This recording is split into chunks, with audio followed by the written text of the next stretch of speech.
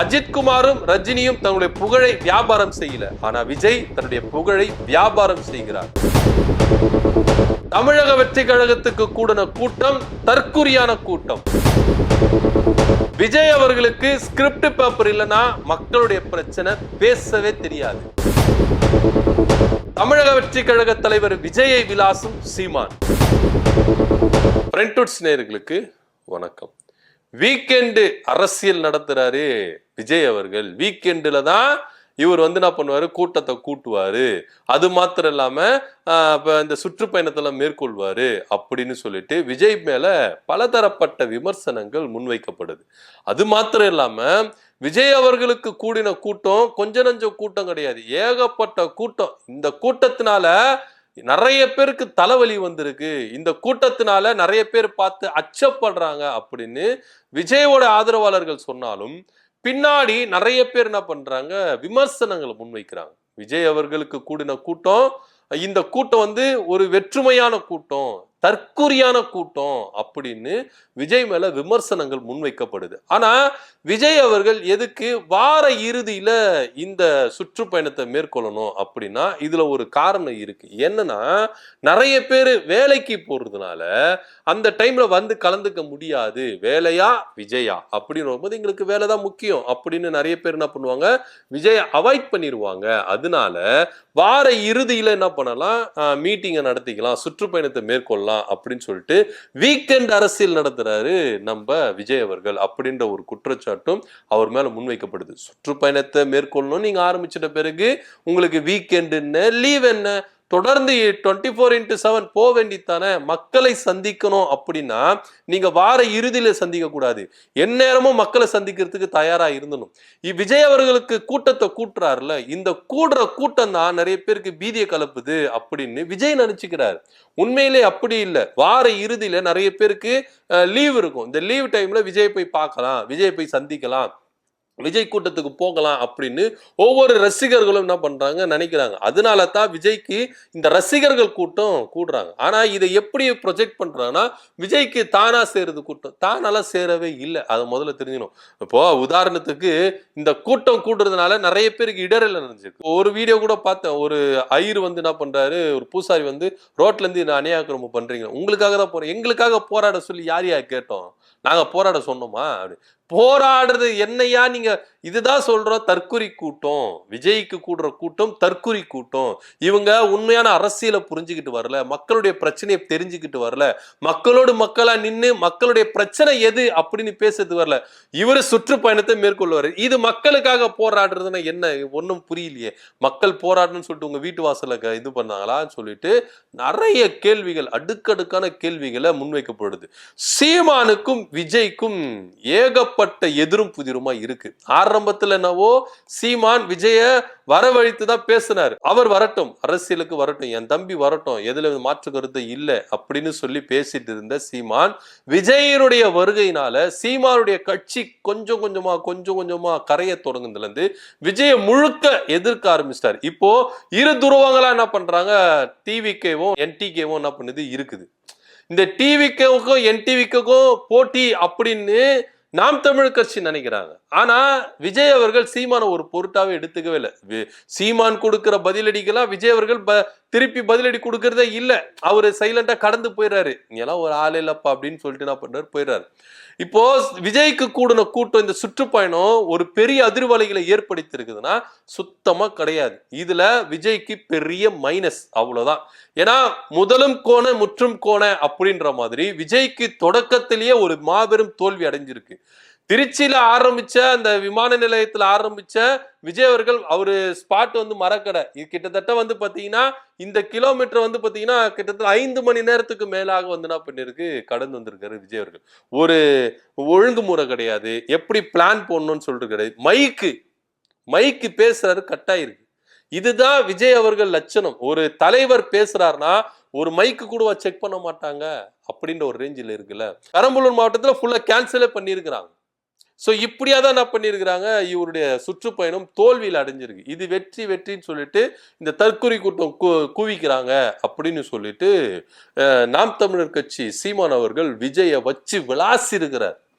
Tea விக்கிறேன் அப்படின்னு சொல்லிட்டு tea விக்கிறதுக்கு வராதிங்கப்பா, கொஞ்சம் தமிழ்நாட்டு அரசியல கொஞ்சம் பாருங்கப்பா அப்படின்னு சொல்லிட்டு பயங்கரமா இது சேர்ந்த கூட்டம் தற்குறி கூட்டம். இது விஜய்க்கு ஒரு பெரிய தற்குறி அப்படின்னு சொல்லியிருக்கிறார். அது மாத்திரம் இல்லாம மக்களுடைய பிரச்சனைய கூட பேப்பரை வச்சு பேசுற ஒரு தலைவர் இந்த விஜய் மட்டும்தான். ஏன்பா உங்களுக்கு இந்த ஸ்கிரிப்ட் ஒரு மனப்பாடமா, அதுதான் சொல்றேன்ல, இவரு சினிமா நினைச்சுக்கிட்டு என்ன பண்றாரு, ஸ்கிரிப்ட் பேப்பர் கையிலே வச்சுன்னு சுத்தி நிற்கிறாரு. எதனா டைலாக் மிஸ் பண்ணிடுவோமோ, டேக் மேல டேக் எடுத்துருவோமோ, ஐயோ டைரக்டர் திட்டுவாங்களோ, ஸ்கால் ஷீட் அதிகமாயிருமோ, ப்ரொடக்ஷனுக்கு நம்ம எக்ஸ்ட்ரா காசு எதனா செலவு இழுத்து விட்டுருமோ அப்படின்ற ஒரு பயத்திலேயே ஸ்கிரிப்ட் பேப்பரை கையில வச்சுக்கிட்டு சினிமால எப்படி சுத்தின்னு இருப்பாரோ விஜய், இப்ப ஸ்கிரிப்ட் பேப்பரை கையில வச்சுக்கின்னு அரசியல சுத்திக்கிட்டு இருக்காரு. கையிலேயே வச்சுக்கிட்டு என்ன பண்றாரு, மக்களுக்காக வந்த விஜய், மக்கள் பிரச்சனைக்காக வந்த விஜய் ஏன் ஸ்கிரிப்ட் பேப்பரோட இருக்கணும்? எதுக்கு ஸ்கிரிப்ட் பேப்பர்? ஏன் மக்கள் பிரச்சனை உங்களுக்கு தெரியாதா? திருச்சி மாவட்டத்துல நீங்க பேச வரீங்கன்னா, திருச்சி மாவட்டத்துல மக்களுக்கு என்ன பிரச்சனைன்னு சொல்ல மாட்டீங்களா? ஆனா ஒன்னா திமுகவை திட்டுறது, திமுகவுடைய வாக்குறுதிகளை குறை சொல்றது. திருச்சியில திமுக செஞ்ச சாதனைகளை முதல்ல நீங்க பார்த்திருக்கீங்களா? பார்க்காம, எதுவுமே தெரிஞ்சிக்காம வாய்க்கு வந்ததெல்லாம் பேசுறாரு விஜய் அவர்கள். இத அமைச்சர் அன்பில் மகேஷ் கடுமையா விமர்சிச்சிருக்காரு.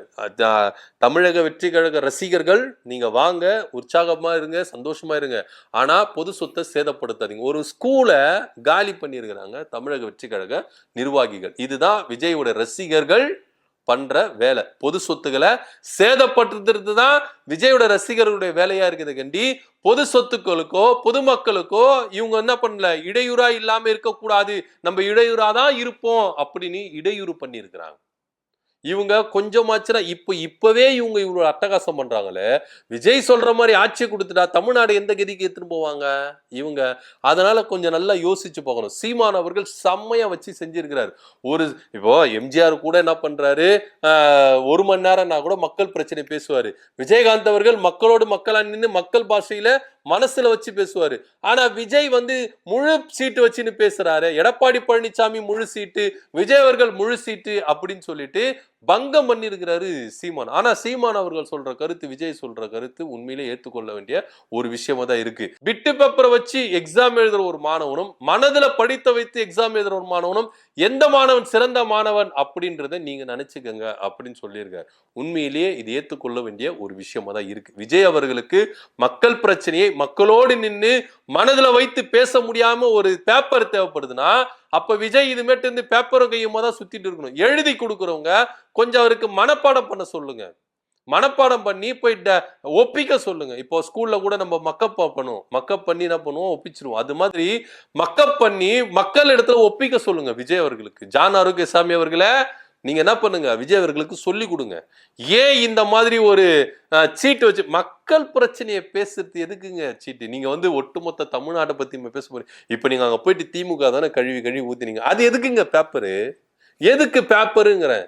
இததான் நீங்க எல்லா இடத்துலயும் சொல்லிட்டு இருக்கீங்க. திமுக அது செய்யல, இது செய்யல, அது பண்ணல, இது பண்ணலன்னு.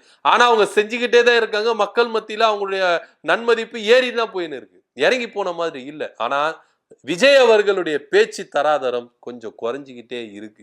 அவருடைய பேப்பர் இல்லாம இப்போ அவர் பேசுவாரன்னா பேச மாட்டாரு. சரி ஓகே, பேப்பர் வச்சுருந்தீங்க, மழை பெஞ்சிருச்சு, நனைஞ்சிருச்சு, என்ன பண்ணுவீங்க? இதேதான் சீமானும் கேட்கிறாரு.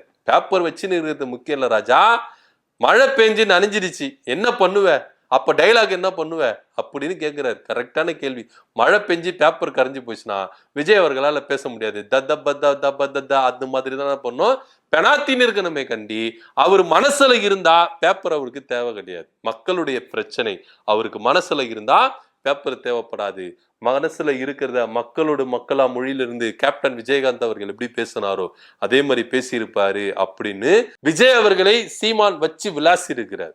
உண்மையிலேயே தமிழக வெற்றி கழகத்துக்கும் நாம் தமிழர் கட்சிக்கு தான் போட்டியா அப்படின்னு இவங்க சொல்லிக்கிறாங்க. இல்ல எங்களுக்கு திமுகவு தான் போட்டி, அப்படியெல்லாம் கிடையவே கிடையாது. முதல்ல நாம் தமிழர் கட்சிகளை போட்டி போட்டு ஜெயிச்சு வாங்க, அதுக்கப்புறம் பெரிய கட்சியாக திமுக கிட்ட. இவங்க என்ன நினைச்சுக்கிட்டாங்கன்னா, பெரிய காலை நம்ம மோதிட்டா நம்ம பெரிய ஆளு அப்படின்னு நினைச்சுக்கிறாங்க. அப்படியெல்லாம் இல்ல. நீங்க இன்னும் எல்கேஜி ஸ்டூடெண்ட் தான். இப்பதான் அரசியலுக்கு வந்துருக்கீங்க. ஒரு சுற்றுப்பயணத்தை உங்களால சரியா வழிநடத்த தெரியல, ஒரு மேப் போட தெரியல, எப்படி இதை வழிநடத்தி எடுத்துன்னு போனோம்னு சொல்லிட்டு ஆலோசனை கொடுக்கறதுக்கு உங்களுக்கு யாருமே இல்ல. ஒரு மைக்கு செக் பண்ண முடிஞ்சதா?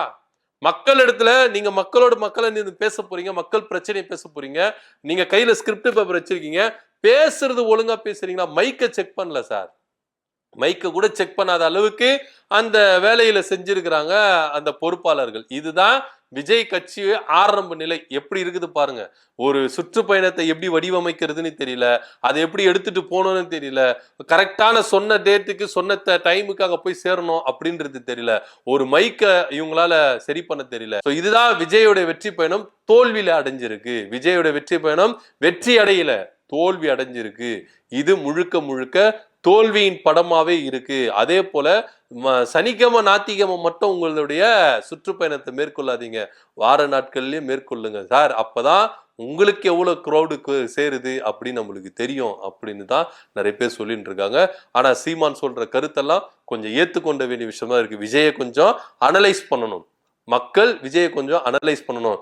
இப்ப இருக்கிற இந்த சிண்டு சண்டுகள் எல்லாம் என்ன பண்றாங்க, விஜய் விஜய்ன்னு சொல்லிட்டு என்ன பண்றாங்க, ஓடுறாங்க. ஆனா அவ கூடுற கூட்டத்துக்கு எல்லாத்துக்கும் வாக்கு செலுத்துற உரிமை இருக்குதா அப்படின்றதும் கொஞ்சம் பார்க்கணும். விஜய்க்கு கூடுற கூட்டம் எல்லாம் தற்கொலை கூட்டம் அப்படின்னு சீமான் அவர்கள் வச்சு செஞ்சிருக்கிறாரு. விஜய கொஞ்சம் மக்களோட பிரச்சனை நின்று மக்களுக்காக பேசுப்பா, எடுத்தோன்னு சொல்லிட்டு அவருக்கு இதுவா இருக்குதுன்னு சொல்லிட்டு வராது. இன்னொரு விஷயமும் சொல்லியிருக்காரு, எப்பவுமே உச்சத்துல இருக்கிறனா இப்ப வந்துட்டேன் அப்படின்னு சொல்லியிருக்கேன். யாருப்பா உன்னை கூப்பிட்டா? உன் வீட்டு வாட்ச்மேன் கூட கூப்பிட்டு இருக்க மாட்டாரு. எதுக்கு நீ வந்த? யாருன்னா உன்னை வருந்தி கூப்பிட்டாங்களா அப்படின்னு. அஜித்தோ ரஜினிகாந்தோ தன்னுடைய புகழை வியாபாரம் பண்ணவே இல்லை, அரசியலுக்காகவோ இங்க பிசினஸுக்காக அவங்க புகழை வியாபாரம் பண்ணவே இல்லை. ஆனா விஜய் இங்க தன்னுடைய புகழ் என்ன பண்றாரு, எப்பவுமே உச்சத்துல இருக்கிற அரசியலுக்கு வரேன்னு சொல்லிட்டு வியாபாரம் பண்ணின்னு இருக்காரு. இங்க அரசியல் கலன்றது வேற, சினிமா கலன்றது வேற. நீங்க சினிமால ஒரே நொடியில முதலமைச்சர் ஆகிடலாம் அப்படின்ற ஒரு கனவு கோட்டத்திலேயே என்ன பண்றீங்க, இங்க வந்துட்டீங்க. நிஜ வாழ்க்கைன்றது வேற, சினிமா வாழ்க்கைன்றது வேற. அது முதல்ல ஞாபகம் வச்சுக்கணும் விஜய் அவர்களே அப்படின்னு சீமான் வச்சு விளாசிருக்கிறாரு. என்ன நடக்குது அப்படின்ற பொறுத்து இருந்து பார்க்கலாம். சீமான் தமிழக வெற்றி கழகத்தின் தலைவர் விஜய் அவர்களுக்கு கூடின கூட்டத்தை தற்கொலை கூட்டம் அப்படின்னு சொல்லியிருக்கிறாரு. அதே போல மக்களுடைய பிரச்சனைய ஸ்கிரிப்ட வச்சு பேப்பரை வச்சு பேசுற நீங்க, மழை பெஞ்சா பேப்பர் நினைஞ்சிட்டா நீங்க மக்கள் பிரச்சனை எப்படி பேசுவீங்க அப்படின்னு சொல்லியிருக்கிறாரு. இதை பத்தி உங்களோட கருத்து என்ன அப்படின்றத கீழே கமெண்ட் பண்ணுங்க. நன்றி, வணக்கம்.